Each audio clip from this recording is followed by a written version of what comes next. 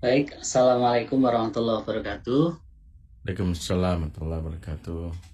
Alhamdulillahirrabbilalamin. Asyhadu an la ilaha illallah, asyhadu anna Muhammadan abduhu wa rasuluh. Allahumma sholli ala Muhammad wa ala ali Muhammad amma ba'd. Baik, alhamdulillahirrabbilalamin. Disyukur kehadirat Allah Subhanahu wa taala. Hari ini kita sudah hampir melewatkan Ramadan ke-19 ya.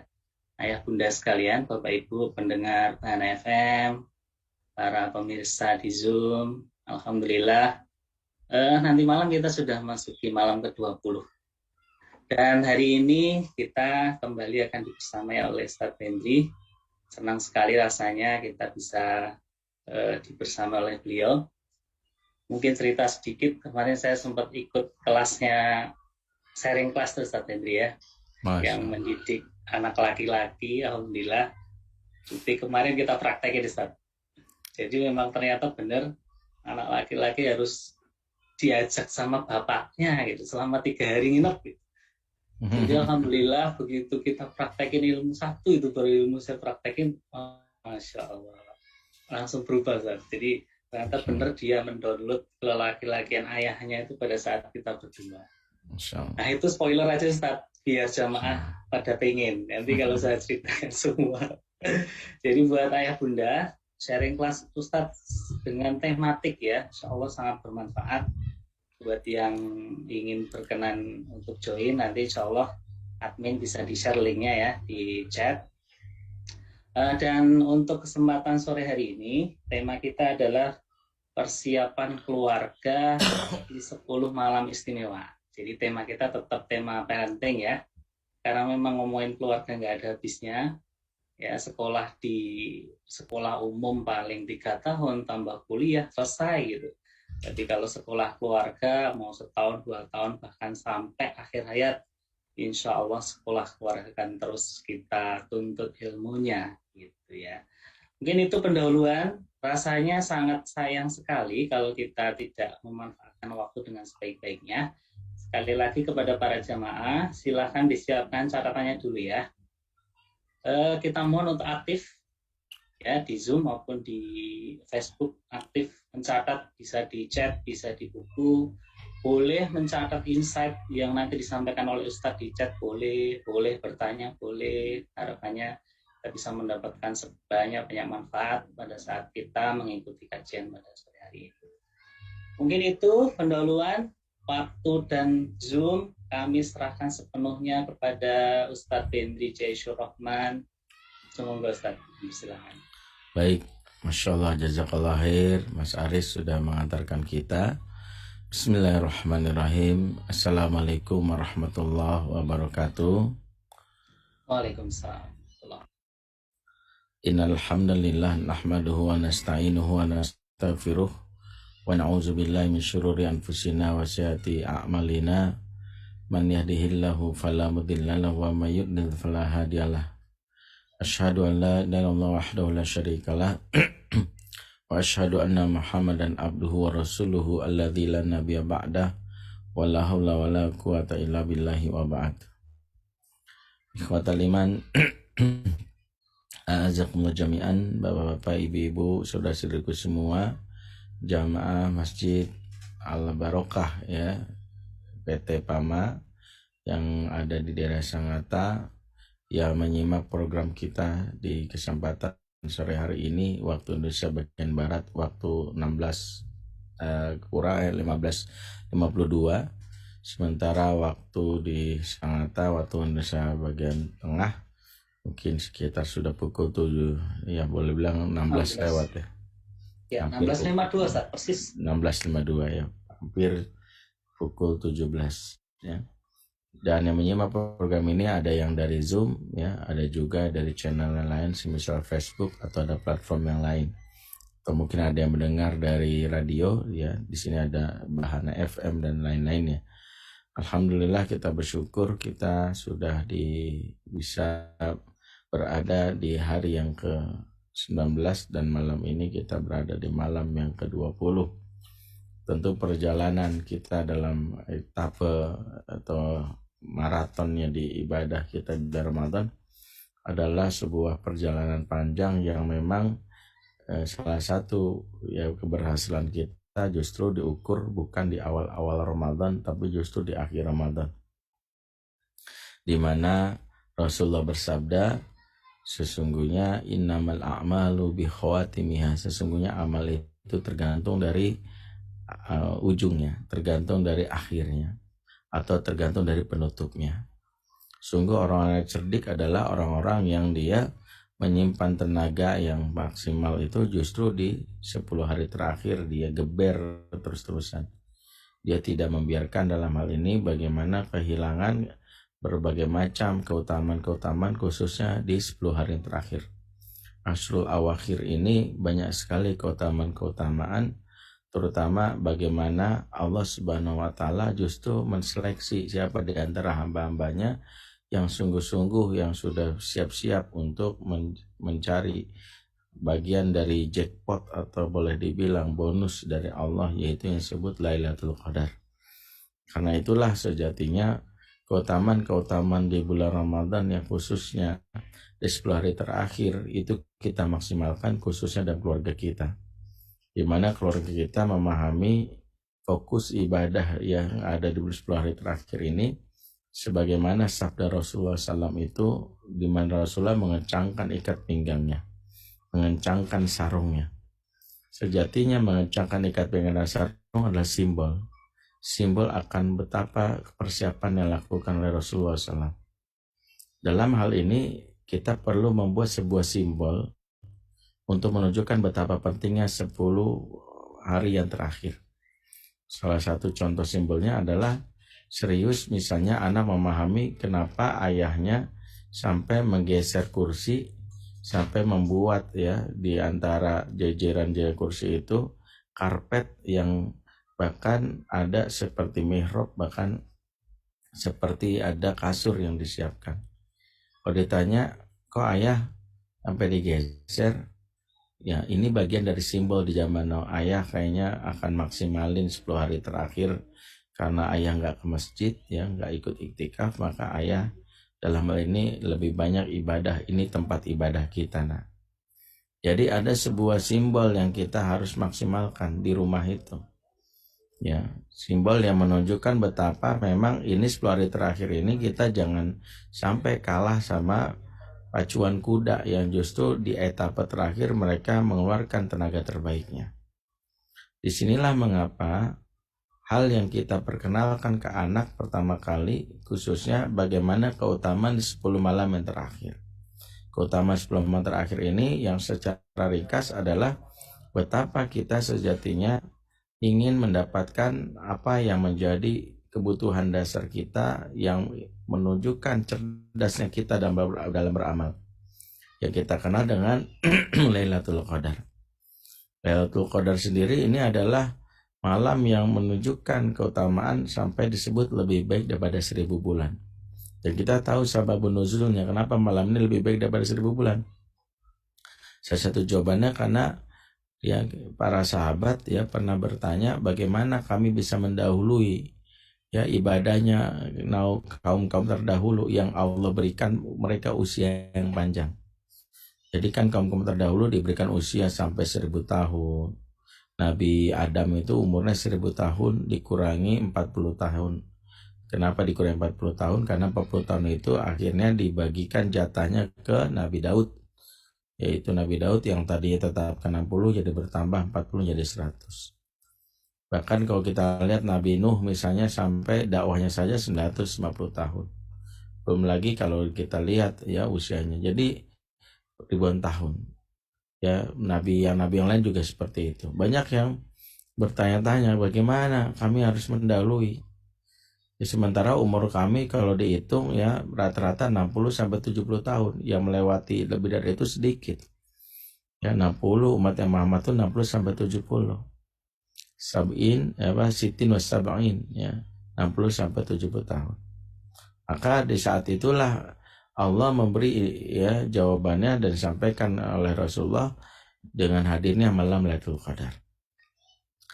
Jadi Lailatul Qadar itu sendiri adalah sebuah bagian dari cara kita yaitu dalam rangka mencerdas yang disebut amalan yang cerdas. ya sehari kita dapat, maka kita mendapatkan keutamaan sampai kurang lebih 1000 bulan alias 83 tahun. Jika dalam ibadah Ramadan kita dapat seperti itu, maka kita akan mendapatkan juga di malam-malam yang setelahnya. Ya, insya Allah. Artinya apa? Bahwa Allah tentu memilih kita sebagai seorang yang mendapatkan keutamaan Lailatul Qadar ini bukanlah main-main. Tentunya Allah maha adil ya. Nggak mungkin orang yang mohon maaf ya, di saat dia di 20 hari sebelum 10 hari terakhir itu, dia 20 hari pertama dia nyantai-nyantai. Ternyata tidak bisa ya, putaran final di Ramadan itu dilalui dengan orang yang nyantai-nyantai. Ntar aja lah, gak perlu gak usah taraweh ya, gak usah, nyantai aja gitu ya. Orang lain biarin aja, kok gue mah puas-puasin dulu lah. Ini cara paradigma yang salah, memahami seolah-olah mengakal-ngakali Allah itu salah satu cara untuk mendapatkan itu. Ingat, Allah tidak bisa diakal-akali. Kalau panitia perlombaan di dunia bisa diakal-akalin, Allah nggak bisa. Ya, nggak bisa diakal-akalin gitu caranya gitu. 20 hari terakhir lu ngapain, lu capek-capek, nanti aja kali 10 hari terakhir aja, sekarang kita nonton aja drakor dulu. Ternyata tidak. Orang yang mampu menghadapi putaran final adalah orang yang nampak dari babak audisi. Karena kalau kita lihat cara Allah untuk memastikan hambanya itu bisa lolos putaran final, nampak di 22 hari pertama. Kalau di 20 hari pertama nampak dia tidak punya gairah, maka sebenarnya dia sudah tergugur dengan sendirinya. Karena itulah kita ingatkan kepada anggota keluarga kita, bagaimana mengingatkan supaya sungguh-sungguh dalam hal ini, yaitu orang-orang yang menampakkan kesungguhan itu di 20 hari pertama. Kesungguhan itu nampak dari bagaimana keinginannya. Makanya kita belajar misalnya membiasakan membaca Inna anzalnahu fi lailatul qadr. Karena ini bagian dari cara para salafus soleh. Misalnya kalau sudah melewati 15 hari yang pertama, mereka memasuki yang namanya malam Lailatul Qadar, yaitu 20 hari terakhir, mereka membaca ini Inna anzalna fi lailatul qadar. Jadi biasanya di malam yang ke-15 mereka baca 16 terus. Salah satunya ini bagian dari reminder sekaligus sugesti agar mereka bisa memperoleh Lailatul Qadar. Jadi ini Lailatul Qadar. Tapi yang perlu kita ingat ya, bahwa 10 hari terakhir itu bukan sekadar Lailatul Qadar yang kita maksudkan memberikan pengaruh ya. Itu adalah jackpot atau hadiah. Tapi sejatinya ada amalan-amalan yang sejatinya wajib kita maksimalkan. Ya, karena di 10 hari terakhir itu sejatinya ada anjuran sunnah Rasulullah yang harus kita juga ingatkan. Dan ini sebisa mungkin bisa kita maksimalkan. Ada yang sempurna melakukannya, ada yang setengah sempurna, ada yang minimal melakukannya walaupun sedikit. Apa yang amalan yang dimaksud? Yaitu amalan yang kita kenal i'tikaf ya, wa antum aakifuna fil masajid. Dan kalian hendaklah i'tikaf di masjid. Ayat ini adalah ayat yang ada dalam surah Al-Baqarah 187 yang sejatinya kalau kita lihat urutannya, dia berada di rangkaian ayat Ramadan yang terakhir. Di mana rangkaian ayat Ramadan terakhir ini berada di ayat 187 dan mengingatkan tentang i'tikaf di masjid. Ini memberi syarat bahwa penempatan i'tikaf masjid ini memang fokusnya nanti di 10 hari yang terakhir. Di mana 10 hari terakhir itu sebisa mungkin kita bisa melakukan ya secara sempurna 10 hari. Kalau nggak bisa 5 hari. Kalau nggak bisa 1 hari. Kalau nggak bisa minimal ada waktu kita lebih banyak tertambah di masjid. Apa yang bisa kita pelajari dengan kita i'tikaf di masjid ini? Sejatinya i'tikaf di masjid ini memiliki 2 keutamaan yang kita jadikan nilai pendidikan ke anak-anak kita. Yang pertama adalah menjadikan masjid ini sebagai pusat sumber keberkahan yang mempengaruhi nanti kehidupan kita dan berkeluarga. Kita sudah pernah bahas bahwa problem-problem berkeluarga, tanda salah satu petakannya ditandai adalah ketika dicabutnya keberkahan. Karena ketika keberkahan dicabut, maka awal dari malapetaka. Sebab sejatinya kalau kita perhatikan ya, rumah tangga tanpa barokah itu rumah tangga yang sejatinya seperti tanah kosong. Tanah kosong itu kalau kita perhatikan berpeluang terjadinya tumbuhnya rumput ilalang. Rumput ilalang, semak belukar itu ada di tanah kosong. Awalnya sih kita nggak masalah.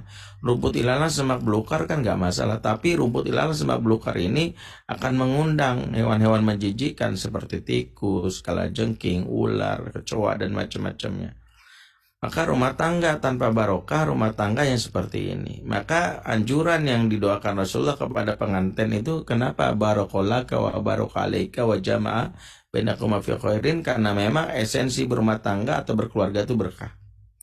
Nah, di antara sekian pintu keberkahan, ternyata pintu keberkahan yang kita jadikan sebagai sebuah pusat yang namanya kebaikan keluarga adalah menjadikan masjid sebagai sentra keberkahan.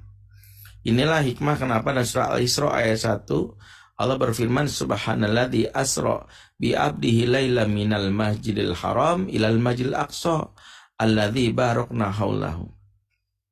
Maha suci Allah yang memberangkatkan hambanya dari Masjidil Haram ke Masjidil Aqsa yang kami berkahi sekelilingnya. Jadi Masjidil Aqsa itu dijadikan oleh Allah sebagai pusat keberkahan sampai sekelilingnya diberkahi. Jadi gara-gara Masjidil Aqsa maka sekelilingnya diberkahi. Ini juga yang terjadi dengan kota Mekah. Di mana kota Mekah itu dipuji oleh Allah dalam Al-Quran, Inna awala baiti wudida linnas lalladzi bi Bakkata mubarakan. Sesungguhnya rumah ibadah yang mula-mula ditempati adalah Mekah yang diberkahi. Kenapa Mekah diberkahi? Padahal zaman dulu Mekah itu digelari biwadin ghairi dzar'in. Negeri yang tandus, lembah yang tandus, nggak ada tanam-tanaman. Alias ini tempat yang boleh jadi nggak prospektif banget untuk di tempat tinggal. Tapi sekarang tanah di Mekah ini mungkin tanah paling mahal di dunia. Ya, kenapa orang berburu untuk tinggal di Mekah? Apalagi menjelang akhir zaman, hadis-hadis tentang turunnya Dajjal memotivasi orang untuk ya berpikir kayaknya mau tinggal di Mekah deh yang aman atau Madinah. Nah, Mekah ini diberkahi salah satunya karena adanya Ka'bah, lagi-lagi masjid. Maka masjid ini pusat keberkahan. Nah, hubungannya dengan Ramadan, maka sejatinya keluarga itu menjadikan momentum 10 hari terakhir untuk menjadikan masjid itu sebagai pusat yang menambat jiwanya. Selain sholat berjamaah yang sejatinya sudah intens kita lakukan di 20 hari pertama, mulai dari subuh, zuhur, asar, maghrib, isya, bahkan tarawih, maka kita bisa maksimalin yang berikutnya di luar waktu sholat untuk minimal menjadikan masjid sebagai pusat sentra. Karena lagi-lagi masjid adalah pusat keberkahan. Bahkan ya masjid itu menjadikan sebuah tempat menjadi terbaik itu karena masjid.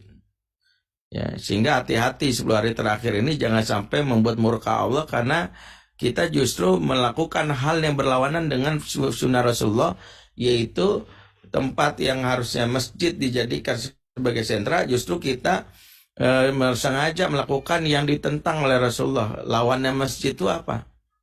Lawannya masjid itu dalam Quran, dalam hadis itu adalah mall atau pasar. Dan itu sengaja dibenturkan. Dalam hadis dijelaskan, khairul biqai al-masajid wa syarrul biqai al-aswaq. Sebaik-baik tempat adalah masjid, seburuk-buruk tempat adalah mall atau pasar. Jadi hadisnya jelas dari riwayat Tirmizi. Tempat yang paling baik adalah masjid, tempat paling buruk adalah mall atau pasar. Tanpa maksud mengharamkan pasar atau mall, tapi ini isyarat. Kalau 10 hari terakhir jangan sampai iktikafnya fi mall. Ya. Iktikaf fi mall itu membuat akhirnya anak-anak ya, mentang-mentang ini ya, kalau di masjid kan zakat mal, kalau di mall zakat mall. Ini yang terjadi. Orang yang akhirnya menjadikan masjid sebagai pusat sentra aktivitasnya, di mana dia kalau bisa datang hanya sekedar ya dalam hal ini memaksimalkan diri supaya tertambat ke masjid, itu mengundang keberkahan yang menjadi dasarnya. Itulah mengapa kalau kita nggak bisa itikaf karena bekerja atau kita mungkin dia punya kegiatan lain, maka minimal gini anak-anak, nah daripada bengong ke masjid ya gitu. Sekadar sejam 2 jam nggak apa-apa. Niat itikaf kita lakukan walaupun 2 jam nggak, itu menjadi nilai pahala. Kenapa? Supaya anak mengetahui betapa pentingnya masjid di dalam kehidupan kita. Ketika masjid sudah tidak ada, maka banyak masalah itu ya. Itulah awalnya. Saya intermezzo aja ya. Saya pernah dulu diundang di sebuah perusahaan Jepang di Bekasi ya. Jadi waktu saya datang, panitianya langsung begini. Di waktu itu acaranya munggahan itu apa ya kalau kayak ini tradisi ya, tradisi orang mau puasa gitu ya. Terus waktu itu saya dibilang gini panitia, Ustadz sebelum ceramah direktur utama mau bicara sama Ustadz.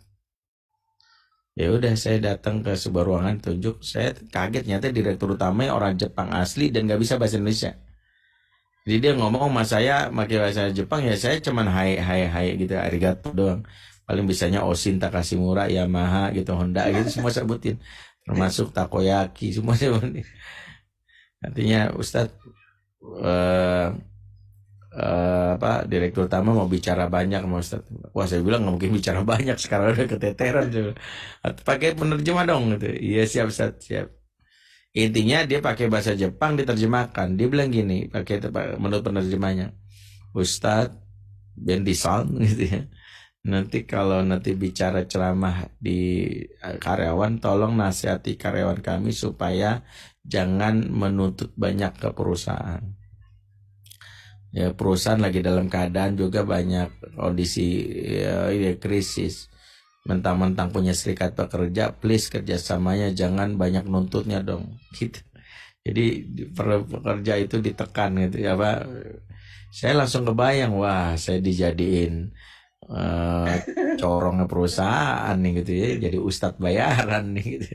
Ya saya mau tahu juga emang dibayar berapa sih saya gitu. Dari dulu saya langsung mikir, wah udah kayak gini udah gak enak nih. Dakwah kayak gini udah gak enak. Saya tuh paling malas bawa pesan sponsor yang malah menzolimi yang lain. Apalagi kalau lagi ribut kayak gini nih. Akhirnya saya setelah mikir panjang, akhirnya saya bilang gini,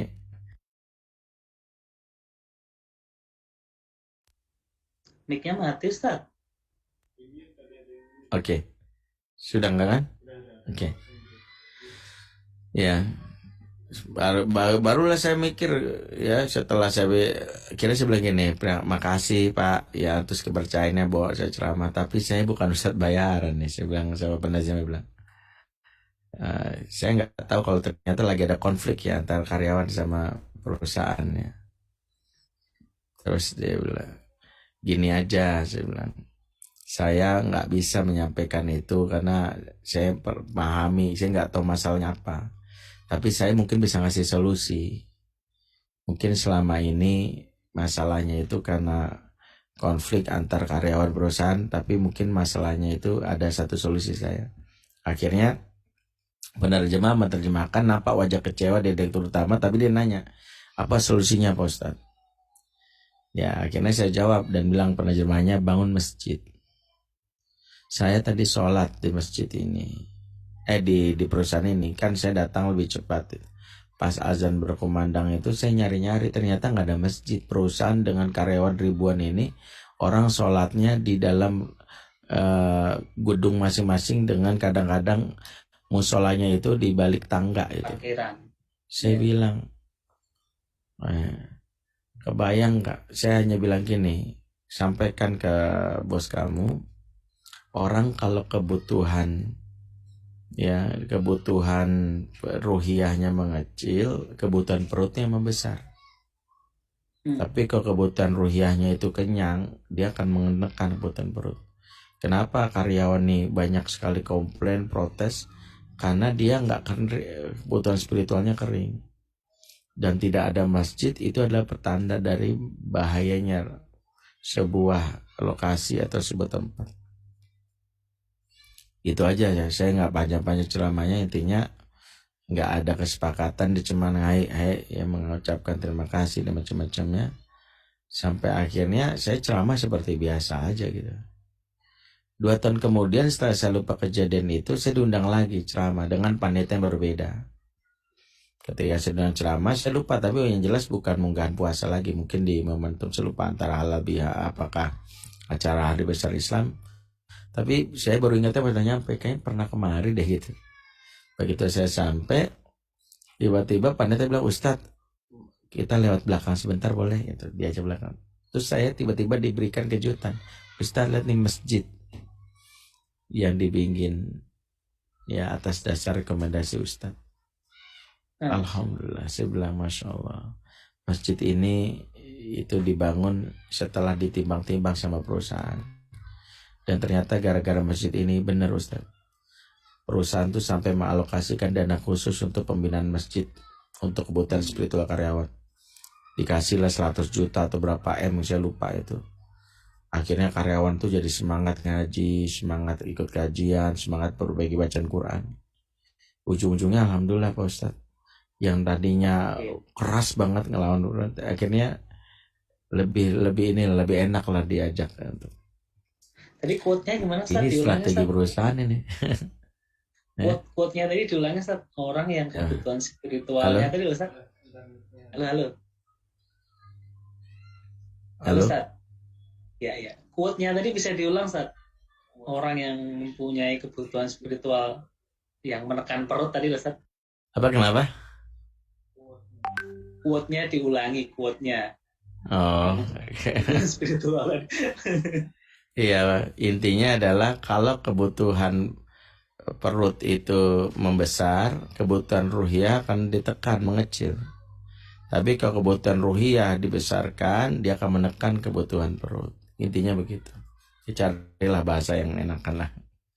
Nah itu yang ternyata saya praktekkan gitu. Dan dalam hal ini, ya makanya perusahaan-perusahaan punya masalah sama karyawan bisa jadi karena secara spiritual nggak diberikan. Jadi orang tuh kalau spiritualnya kering, bawaannya marah karena perutnya mulu pikirin.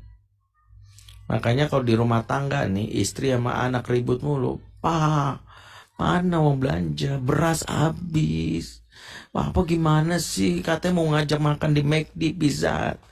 Evaluasi, jangan-jangan selama ini kebutuhan perutnya kita besarin, kebutuhan ruhiyahnya nggak ada. Jadinya nagih terus nagih. Makanya generasi sahabat itu, ketika istrinya itu udah kenyang dengan spiritualitas, mereka ketika di masa sulit yang disebut amul munqato'ah, mereka nggak banyak protes. Karena ruhiyah itu menjadi menjadi salah satu tameng untuk bisa mengatakan, ya Alhamdulillah. Sebenarnya Ramadan ini melatih kita loh. Ya, kayak Ramadan ini kan kita sebenarnya mengecilkan kebutuhan perut. Makanya sengaja. Tapi masalahnya kebutuhan perut kecil tapi ruhiyahnya nggak diisi, sama aja. Mumpung lagi perutnya lagi kosong, isi terus. Maka agak aneh gitu ketika ya misalnya orang tuh sebelum di beberapa majelis taklim tuh ada yang bilang gini, sebelum Ramadan ada majelis taklim bilang kita libur dulu ya karena mau menghadapi Ramadan. Jadi majelis taklim diliburkan. Ijtihad meliburkan majelis taklim ini dipraktekkan oleh Imam Malik. Kenapa Imam Malik meliburkan? Karena dia ingin para murid-muridnya itu fokus untuk mengejar ibadah di bulan Ramadan. Mulai dari tilawah, zikir, ya macam-macamnya, sholat, macam-macam. Itu maksudnya. Jadi prakteknya bulan Ramadan 11 harinya kajian sama saya kira-kira. Sementara masalah kita nggak bisa. Ibu-ibu punya jadwal rutin nih. Setiap Selasa pagi ngaji. Tiba-tiba kata ustazanya libur karena kita Ramadan. Ternyata dia jam sama karena Ramadan ibu-ibu malah nonton drama Korea. Ya, malah nonton sinetron. Mah, kok nggak ngaji mah? Libur.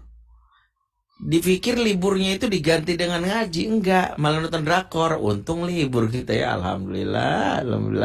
Ustazah tuh aja kita lagi puasa. Ini masalah banget ini. Dulu Imam Malik istihad liburin Ramadan, liburin puasa itu dalam rangka itu, untuk liburin majelis taklim itu dalam rangka supaya orang fokus ibadah. Ini enggak.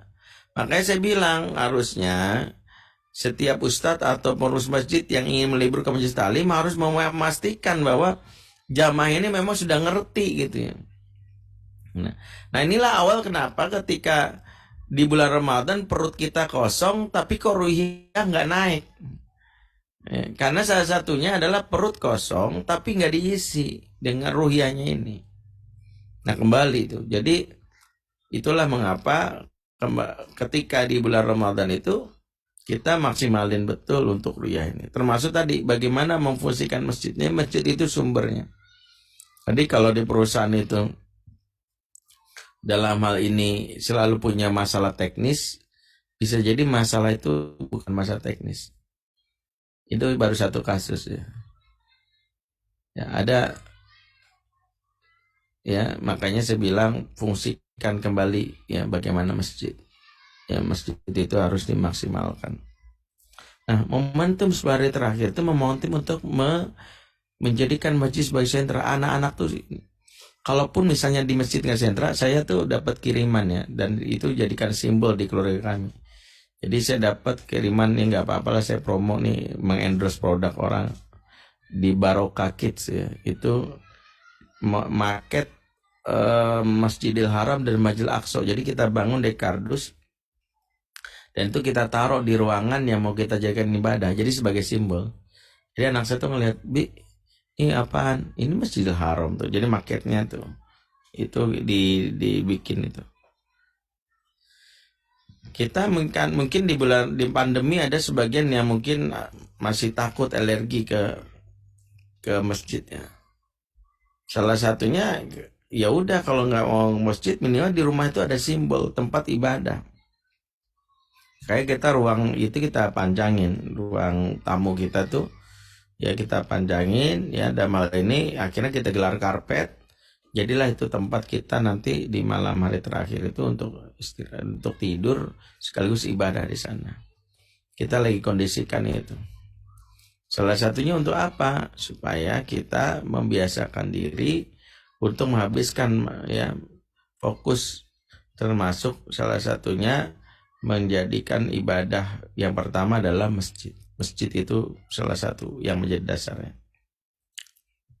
Ini yang pertama. Jadi masjid jadi sentranya. Yang kedua, iktikaf di masjid itu dimaksudkan agar kita senang ke masjid ya, agar hati kita tertambat ke masjid, agar fungsi masjid itu kembali ya menjadi fungsi aslinya.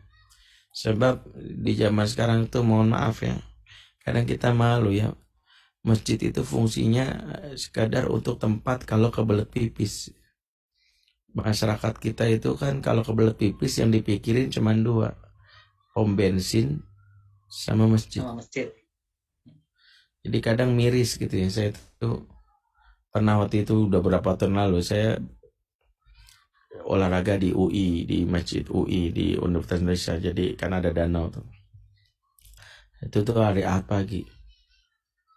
Itu waktu saat saya habis olahraga, ya udah saya akhirnya sama istri, ya udahlah yuk kita ke Masjid UI sekaligus bersih-bersih.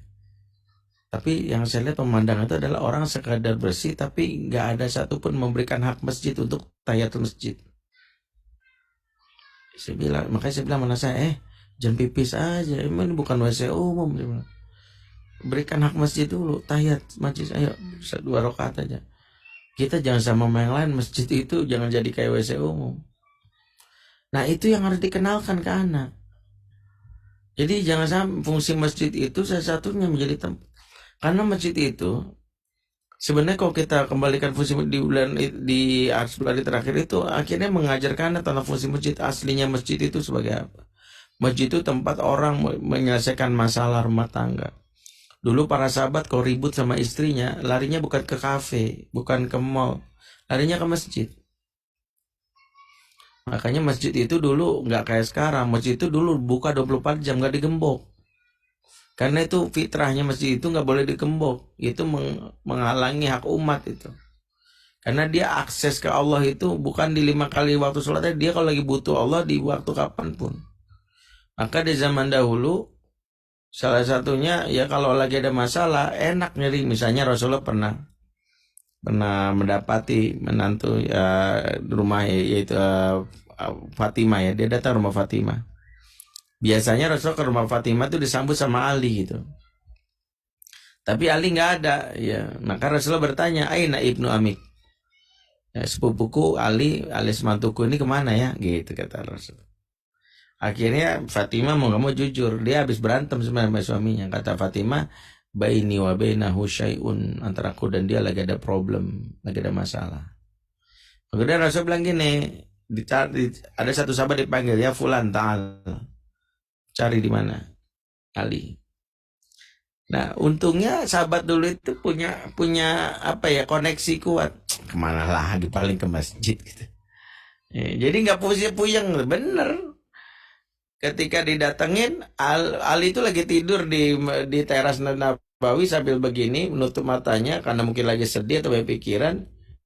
Akhirnya dilaporkan ke Rasulullah, Rasul, Ali fi majlis, Ali di masjid. Ya Rasul langsung senyum, udah tahu. Emang kalau orang beriman larinya kemana-mana. Itulah kenapa Ramadan itu membuat kita punya koneksi yang kuat. Masalah ke masjid, masalah itu yang benar. Ya, jadi jangan masjid itu jadi tempat sakral. Aduh, ada masalah ini ke masjid gitu. Minimal dijaga dari hal yang buruk. Karena ada orang yang lagi ada masalah keluarga, larinya ke selain masjid. Akhirnya apa? Setan itu bergentayangan dalam wujud jin dan manusia. Datang ke mall, kafe temennya bilang, "Dah apa lu buka, bete banget. Istri gua tuh gini nih. Lagian istri kayak gitu lu pertahanin. Gue punya temen janda, kaya, nggak banyak nuntut. Lu kalau mau siri aja, nikah siri. Kalau istri lu bawel, tinggalin aja. Tapi jaga-jaga nih, mendingan lu nikah dua aja. Gue usah bilang sama bini." Itu gara-gara salah lokasi itu. Salah lokasi itu membuat itu masih mending nikah siri, ada yang ngajak ya tidur bareng, aduh ngeri. Makanya ya kalau datang ke masjid jelas gitu ya. Minimal solusi itu dijaga, setan itu dijaga, nggak mau ke masjid. Jadi kita harus pahami betapa masjid itu. Dan masjid tempat dulu tempat belajar, madrasah. Masjid dulu bahkan tempat terapi. Ya dulu sahabat tuh pernah ada yang mabok, padahal udah masuk Islam. Akhirnya salah satu cara buat dia tobat itu diikat di masjid. Jadi kalau teman-teman tahu di pernah umroh ya, kalau di daerah sekitar depan Raudhah itu kan ada yang disebut ustuana. Ustuana itu tiang-tiang itu punya nilai sejarah, ada 9 tiang. Yaitu ada ustuana yang disebut Abu Lubabah itu, yang dia berkhianat, dia diikat. Talinya ada yang orang pernah mabok diikat. Nah, salah satunya itu kalau kita lewat ada babun nisa, pintu buat perempuan itu ada ada nggak jauh dari Raudhah itu ada panggung sedikit itu, mungkin setinggi 30 cm. Itu dipakai dulu, konon orang-orang yang dulu melakukan maksiat itu seperti apa, di penjara di situ. Jadi itu sejenis penjara. Jadi penjara yang membuat orang-orang itu ngeliatin orang sholat. Jadi dia tuh ngeliatin orang sholat. Akhirnya dia menyadari taubat kesalahan. Akhirnya dia bilang, aku menyesal. Akhirnya gitu. Jadi efeknya itu terhadap jiwa gitu. Sekarang ada orang di penjara, habis pulang di penjara makin dosa, makin maksiat gitu. Karena di penjara diperlihatkan gitu, ya narkoba, ngerokok makin gitu. Karena bukan dimakin ini. Makanya ada orang yang dulu kriminal nyolong ayam, keluar dari penjara nyolong kebo. Karena ternyata iya, di penjara itu dia dilatih gitu ya. Ya, itulah salah satu kenapa LP itu dulu mau sistemnya, zaman sekarang LP aja udah salah. Kalau dulu lembaga pemasyarakatan versi Islam itu adalah ditaruh di masjid. Jadi dia biarin aja, selama lu nggak tobat diikat di sini, diliatin tuh orang sholat. Akhirnya tersentuh hatinya, nggak mau dengerin kajian, kan gitu yang benar itu ya. Didengerin kajian gitu ya, ya Allah kita sholat khusyuk gitu ya. Akhirnya aku bertobat, tobat gitu ya Allah gitu justru dapat itu momennya. Kok ini enggak ya, justru dideketin sesama para penjahat gitu. Itulah itu kenapa fungsi masjid sekarang udah berbeda. Nah, kita sedang berusaha ya Ramadan itu memperkenalkan anak tentang fungsi masjid. Dulu masjid itu tempat musafir nggak punya rumah, makanya ada yang disebut al-sufah. Ya kalau yang pernah umroh itu tahu bagian sufah itu yang kalau kita datang itu di belakangnya Raudhah itu yang atapnya bolong tuh, yang atapnya bolong kayak kita lihat itu namanya sufah. Karena dulu kiblatnya itu menghadap ke arah selatan ya. Oh, setelah pindah kiblat ke arah utara. Jadi sekarang tuh yang tempat bolong tuh memunggungi Raudhah. Dulu itu di depan Raudhah. Ya, depan Raudhah waktu kiblatnya belum dipindahkan. Itu udah disebut sufah. Sufah itu teras.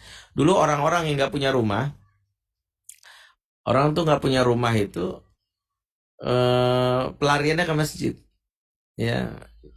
Jadi masjid itu memang solusi banget untuk problem sosial daripada mereka di jalanan. Karena salah satu kalau orang di jalanan terutama malam, lihat salah satu ayat Allah yang mengisyaratkan tentang hati-hati di jalan waktu malam apa? Qul a'udzu birabbil falaq min syarri ma khalaq wa min syarri ghasiqin idza waqab. Kejahatan ghasiq, kejahatan di waktu malam. Jadi setan tuh bergelintangan di jalanan. Makanya para pengangguran, para pengamen atau para gelandangan itu harusnya ditampungnya di masjid. Namanya sufah. Sufah itulah tempat mereka tidur, tempat mereka nongkrong gitu. Dulu makanya sebut yang biasa nongkrong di masjid ahlus sufah. Gak punya rumah. Akhirnya apa? Ahlus sufah ini justru jadi sahabat utama. Salah satunya Abu Hurairah. Gara-gara dia gelandangan nongkrong di masjid, akhirnya jadi ahli hadis. Kan logis gak itu? Dulu tuh problem sosial tuh beresnya di masjid. Sekarang masjid digembok. Ya eksklusif banget. Aduh, ya kalau bicara ini panjang lah. Tapi ini, nah, kembali kita kenalkan anak-anak tentang fungsi masjid. Jadi dengan memperangi masjid, jadi anak tahu, oh itu ya. Jadi kalau ada masalah ke masjid, nah kalau ada ini cerita masjidnya itu enak. Ya enak gitu anak-anak di masjid. Jadi fungsi utama mengembalikan bagaimana peran masjid dalam jiwa kita sehingga hati kita tertambat. Karena di antara 7 golongan yang tertambat itu yang mendapatkan lindungan Allah di hari kiamat, di mana tidak ada lindungan selain lindungan Allah, adalah pemuda yang hatinya tertambat ke masjid. Tertambat itu bahasa kita tuh marbut, terikat. Orang kita nyebutnya marbot. Marbot itu sebenarnya dari bahasa Arab, dia kata marbut. Marbut itu orang terikat, tertambat. Ribat itu tali. Orang tali terikat itu namanya marbut. Ya, pengurus masjid yang menjaga masjid itu marbot. Jadi sebenarnya marbot itu orang yang tertambat ke masjid. Jadi kalaupun kita tinggalnya di rumah tapi selalu pengen ke masjid, itu marbot namanya. Misalnya gini, aduh zuhur masih lama ya, udahlah datang aja ke masjid. Itu marbot. Marbotnya kayak gitu. Justru kalau ada yang marbot, ada orang marbot bersih-bersih masjid, tapi giliran azan molor. Itu tandanya dia bukan marbot.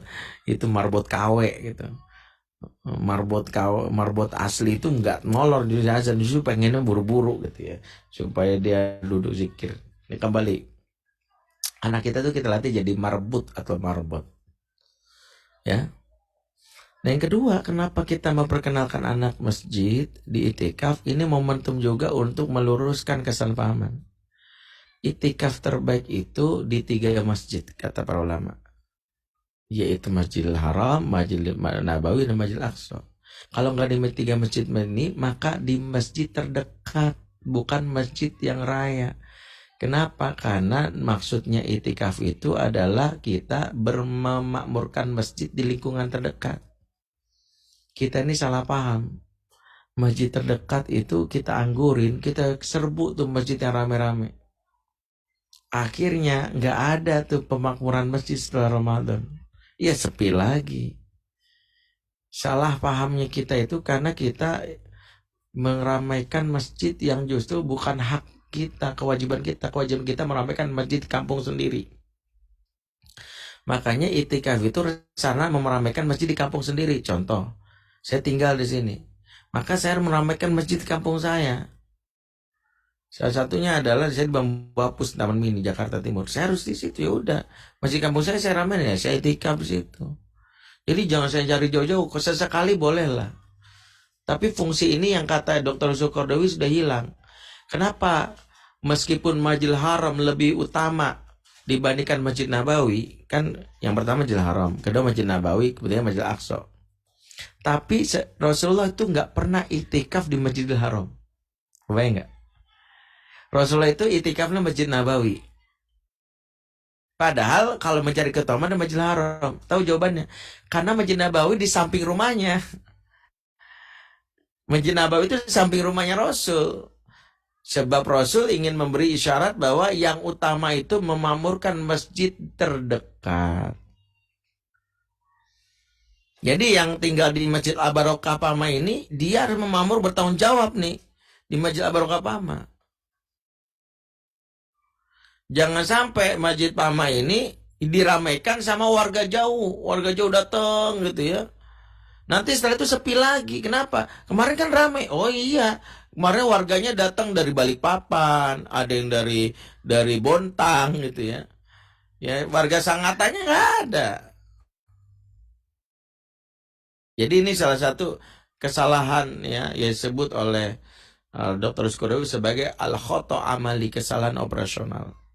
Nah, 10 hari terakhir itu kita mengingatkan anak justru ini 10 masjid terdekat. Walaupun sesekali sekedar untuk memberikan refreshing, boleh lah. Kayak saya misalnya anak saya nih, Bi, kalau itikaf nanti kita sekali aja Bi ke puncak gitu kan, saya di Jakarta. Kalau boleh ya boleh aja sih. Ya sesekali boleh lah.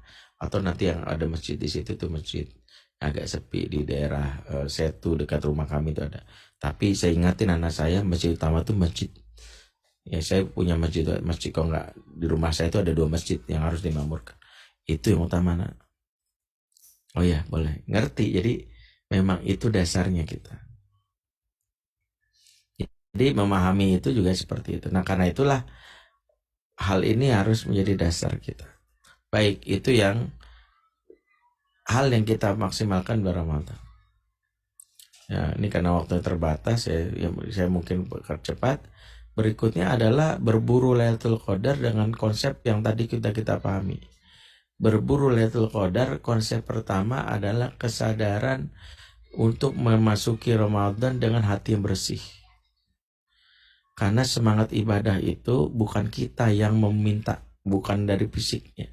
Betapa banyak fisik kuat, tapi ternyata tidak bisa memasuki Ramadan. Karena untuk bisa bertarung di 10 hari Ramadan bukan fisik yang kuat. Karena orang yang lagi sakit pun bisa dapatkan Lailatul Qadar. Tapi apa yang membuat mereka bisa bertemu Lailatul Qadar? Yaitu adalah jiwa yang sehat. Jiwa yang sehat inilah yang salah satunya dibersihkan dengan banyaknya istighfar. Makanya sebelum masuki bulan 10 hari terakhir, bahkan harusnya sebelum Ramadan, supaya kita sungguh-sungguh mendapatkan keutamaan itu, jangan sampai kita nggak pernah istighfar. Istighfar itu berbanyak. Kenapa? Istighfar itu membersihkan hati, karena yang membuat kita malas bangun tengah malam itu dosa. Apa yang membuat kita malas baca Quran itu dosa. Maka Allah mengingatkan betapa kita itu membutuhkan pertolongannya untuk ibadah. Pernah baca zikir ini? Allah ma'ini ala dzikrika wa syukrika wa husni ibadatik. Ya Allah, tolonglah aku dalam mengingatmu dan mensyukuri nikmatmu dan beribadah dengan baik kepadamu. Jadi kita minta tolongnya ke Allah. Oh ma'ini. Jadi kita minta tolong karena kita ini bisa bangun tengah malam itu karena Allah, bukan karena kita udah terbiasa, bukan. Karena itu ingatkan sama keluarga, amalan yang kita lakukan di saat senggang itu banyak istighfar. Astagfirullahaladzim. Karena istighfar itu memudahkan urusan kita. Orang yang fisiknya kuat, kalau dosanya banyak, tetap susah bangun tengah malam. Tetap susah gitu. Bangunnya ngantuk aja. Jadi persiapannya dari sisi istighfar. Yang kedua, ini juga nasihat dari Imam Al-Ghazali yang penting. Asupan makanan. Pastikan makanan yang kita pakai 10 hari terakhir itu makanan yang halal. Makanya saya sampai ngomong sama istri gini. Kalau mau makan di luar itu di 20 hari pertama. Karena 10 hari terakhir tuh kita sungguh harus pastikan makanan kita ini jelas gitu. Karena mempengaruhi betul ibadah. Jadi istri saya bilang, Bi, sekali buka di luar apa Bi gitu ya, resto kayak ya tapi ya saya bilang boleh, tapi resto ya kalau mau 10-20 hari pertama, kan 10 hari terakhir itu kita harus memastikan makanan itu yang di rumah kita itu kita ya dari sebelihan dan kita masaknya. Kalau di luar kan kita yakin karena ada zat haram masuk dalam tubuh walaupun tanpa kita sadari pasti mempengaruhi ibadah kita. Karena setan numpang di situ. Oh tapi kan setan ini Ustaz di bulan Ramadan kunci ya, katakanlah setannya dalam nafsu kita inilah yang lemah gitu. Makanya membuat kita malas. Jadi karena itu makanannya. Jadi makanan itu yang menguatkan itu terutama. Makanya makanan itu boleh kita makan terutama kalau dia berasal dari orang yang kita yakini kesolehannya. Salah satu hal yang aneh dialami oleh ya oleh Imam Syafi'i ya ketika dia nginep di rumah muridnya Imam Ahmad.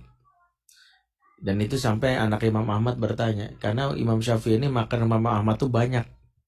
Ini ulama makannya banyak lagi ya. Sempat akhirnya ditanya pagi-paginya, jawaban Imam Syafi'i gini, aku tuh ya meyakini di rumah yang di mana Ahmad sebagai muridku menyediakan pasti makanannya halal.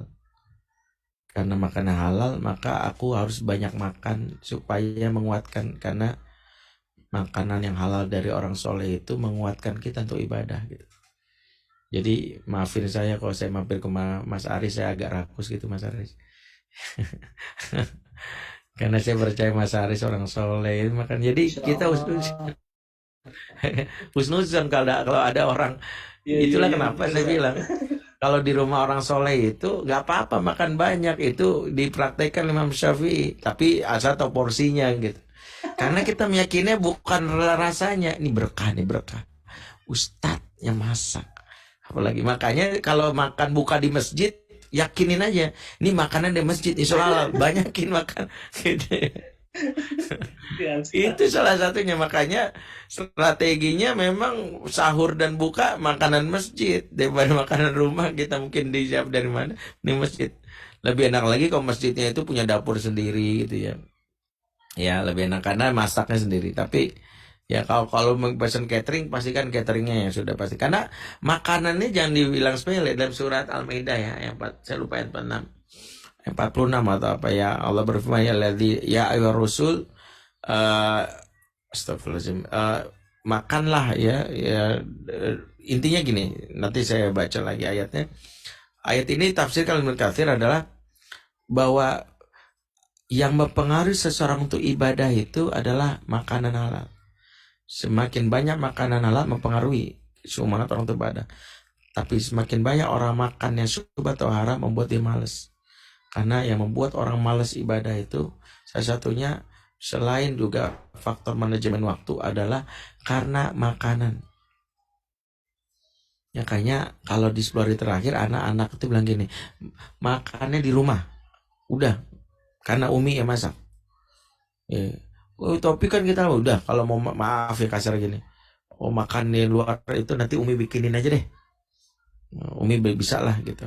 Kenapa? Karena lebih jelas ya, kalau lebih jelas itu karena mempengaruhi ya. Ini tentu tidak kaku banget, saya juga ya 10 hari terakhir itu enggak, tapi saya mau pastiin anak-anak, kan anak pernah bilangin Ibu itu makan luar, ingat ya jatah makan luar sampai 20 hari pertama 20 hari pertama, setelah itu kita nggak makan luar, banyakin makan di rumah karena Umi yang masak itu.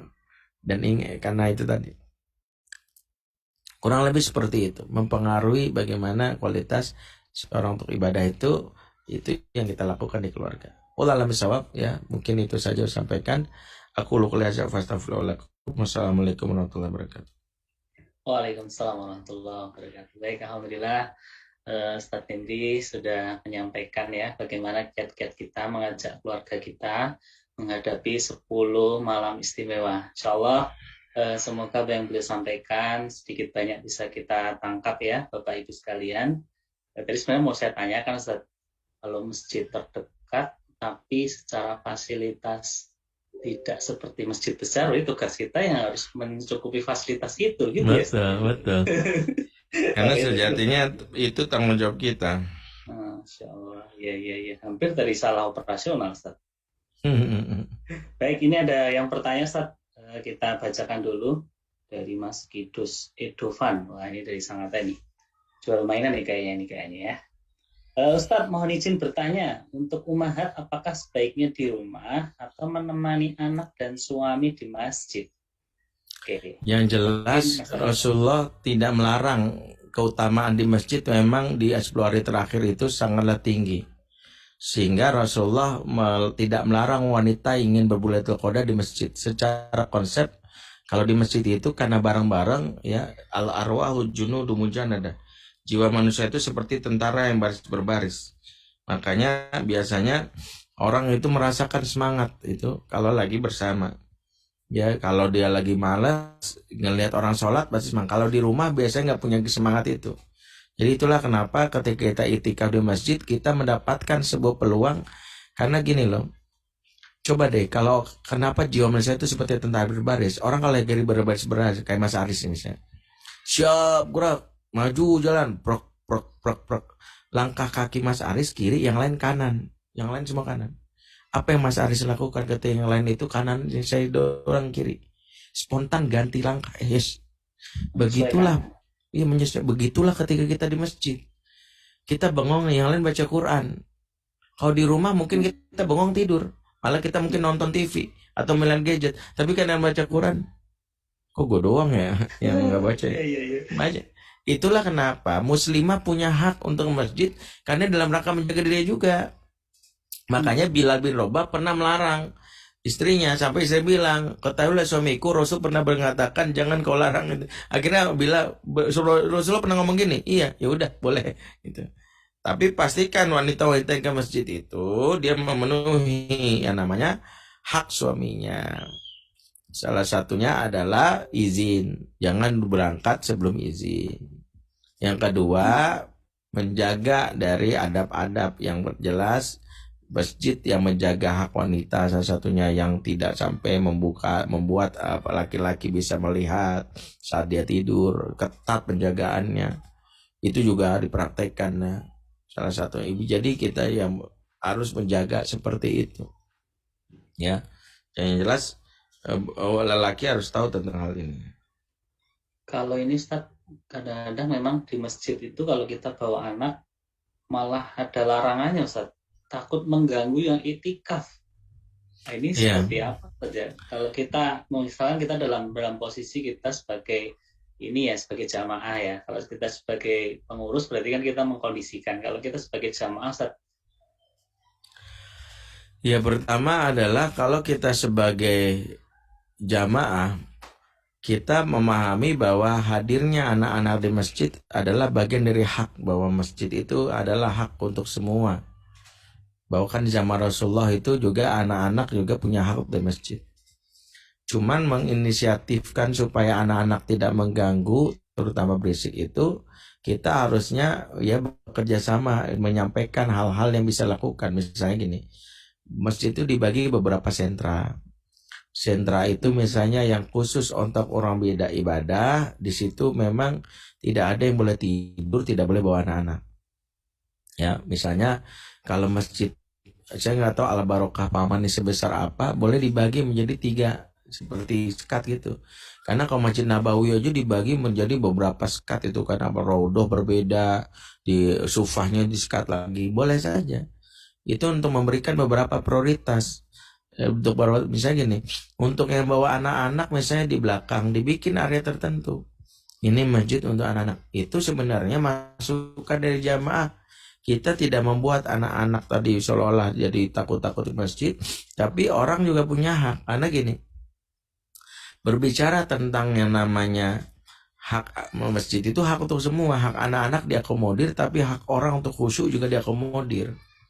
Jadi jangan karena khawatir dengan berapa nasihat para parenting bahwa silakan masjid itu buat anak-anak, wajar kalau anak bercanda. Kita harus memperkenalkan masjid dengan fungsi yang elegan, bahwa membiarkan anak-anak bercanda di masjid itu sendiri juga membuat anak-anak tidak memiliki adab yang sesungguhnya. Jadi nasihat ke pengurus masjid supaya memuliakan anak-anak itu sudah.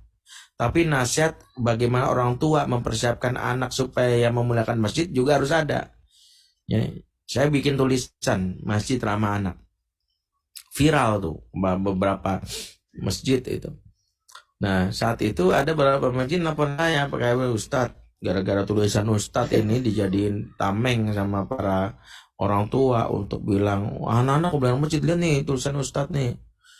Kita kan jadi bengong, tapi anak-anak jadi berisik. Disitulah saya akhirnya merenung ya. Kita ini salah paham. Ketika saya lagi membuat tulisan masjid ramah anak, saya lagi mengingatkan pengurus masjid untuk memahami psikologi anak supaya memuliakan anak-anak. Tapi mereka itu lupa. Saya juga mengajarkan tentang bagaimana mengajarkan anak memuliakan masjid. Jadi ada masjid memuliakan anak pun memuliakan masjid. Artinya orang tua ketika anak teriak-teriak di masjid jangan bilang, "Oh, namanya juga anak-anak." Bukan begitu. Kita juga mengajarkan adab, tapi dengan cara yang baik. Dari rumah dibilangin, "Dek, di masjid itu kan ada yang sholat, ada yang baca Quran. Mereka itu ingin khusyuk. Ada yang bisa bantu ayah untuk tertib." Ini adab, bayangkan di rumah orang aja kita ajarin kok adabnya. Apa iya anak-anak lari-lari di rumah tangga, lompat-lompat di kasurnya terus kita biarin, namanya juga anak-anak. Kalau di rumah tetangga aja kita atur, apalagi di rumah Allah. Makanya proporsional memandang nasihat itu.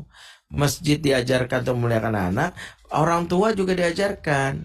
Nah, salah satunya supaya proporsional dibikin tadi. Jadi anak-anak yang belum siap dibikin area khusus. Nih buat anak-anak nih. Orang tua yang anak-anak belum kendalikan silakan menemani mereka di dalam. Ini area yang benar-benar khusyuk. Tidak ada, bahkan kalau bisa jangan tidur di sini. Tidur itu di tempat khusus. Di sini area silakan baca Quran, silakan sholat sunnah, zikir di sini. Ini seperti itu. Itu yang kita harus praktekkan kepada ya namanya para setiap orang tua supaya memberikan hak dari masing-masing jamaah ya. Wallahu a'lam.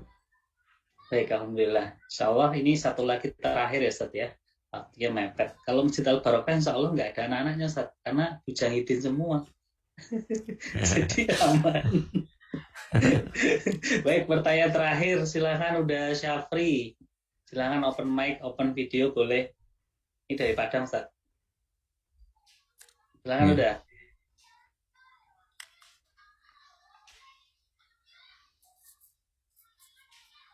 Halo. Jadi nggak nih, Syafri? Ya, halo, assalamualaikum Ustadz, Pak Aris. Waalaikumsalam warahmatullahi wabarakatuh. Silakan. Silakan udah. Izin ini Pak Aris manggil-manggil udah, jadi nanti ke bawah pertanyaannya bahasa Minang, Ustaz. Malah nggak ngerti sendiri dia nanti. Lah iya, Abu mengerti lah iya. Ya sama Ya, sekete kan harus bisa. Oke, gini, Ustaz, terkait dengan iktikaf ini. Di satu sisi kita pengen ini iktikaf yang lebih lama lah, itu bilang di masjid gitu kan. Cuman dengan kondisi kita yang memang mau nggak mau besok harus beraktivitas gitu, ada mau bekerja. Nah, sehingga kita tuh membatasin. Bahkan ini juga di Masjid Al Barokah akhirnya untuk qiyamul lail kita yang batasin mulai jam 4 supaya nanti supaya karyawan yang akan bekerja pagi tidak kurang jam istirahatnya gitu kan. Nah, ini seperti apa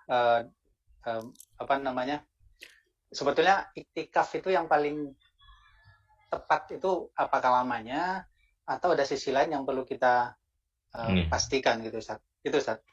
Assalamualaikum warahmatullahi wabarakatuh. Assalamualaikum. Kata itikaf dari kata aqafa yaqifu artinya berhenti.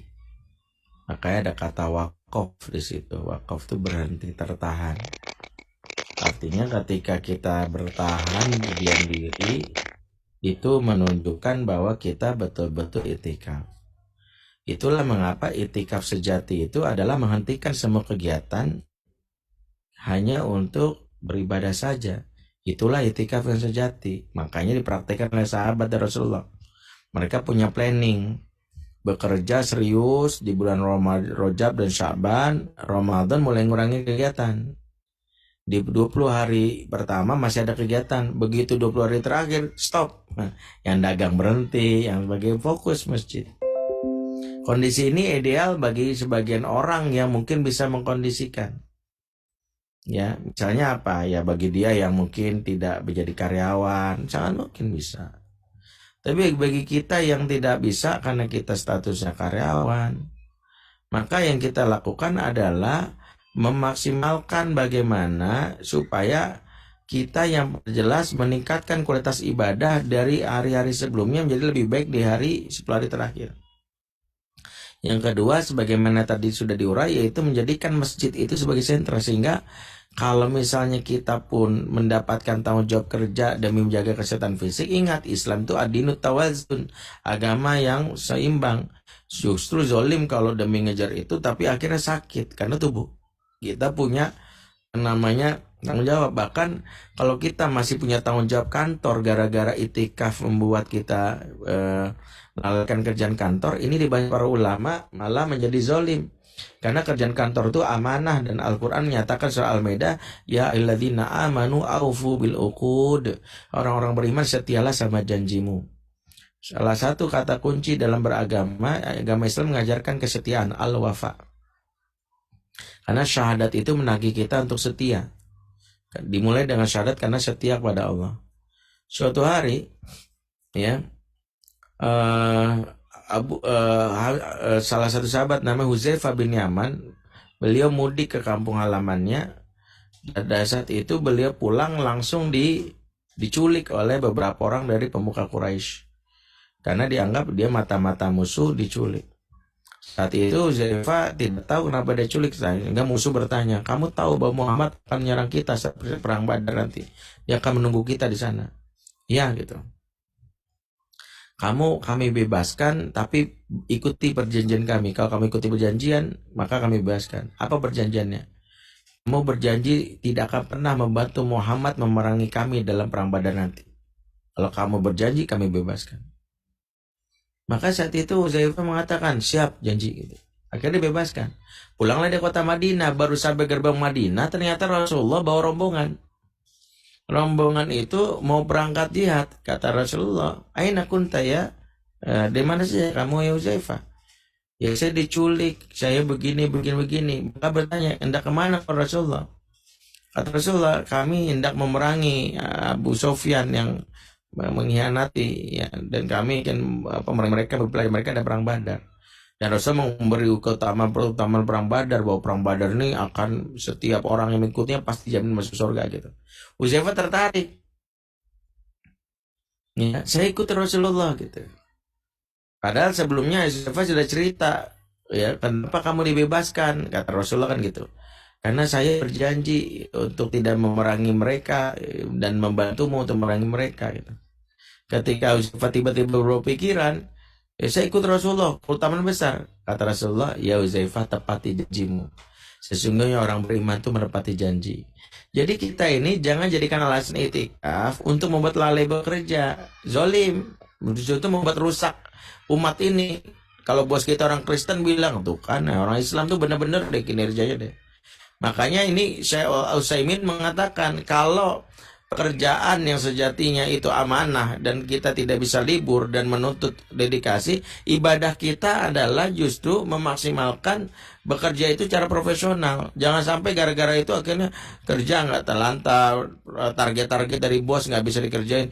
Bos saya semula itikaf, maka status itikaf menjadi pahala tapi diterkurangkan gara-gara zolim terhadap amanah tersebut. Jadi benar kalau ada yang bilang, bagi bekerja gimana Ustaz? Ngukur diri. Kalau memang dia nggak bisa sholat malam karena dia masih ada tugas dan besok ada kerjakan, dia harus istirahat, ya udah nggak apa-apa. Bismillah, mungkin memang belum dapat jatah, tapi Allah mengetahui bahwa usahanya, niat dia untuk dapat itu jadi pahala. Jadi nggak boleh kaidah fikih mengatakan mencari keutamaan meninggalkan kewajiban, nggak boleh. Mencari keutamaan Ramadan, tapi ingat ya, itikaf itu hukumnya apa? Sunnah. Menjalankan amanah sebagai karyawan wajib. Jangan dahulukan yang sunnah, tinggalkan yang wajib. Kecuali dapat izin. Kalau nggak dapat izin, jangan paksain.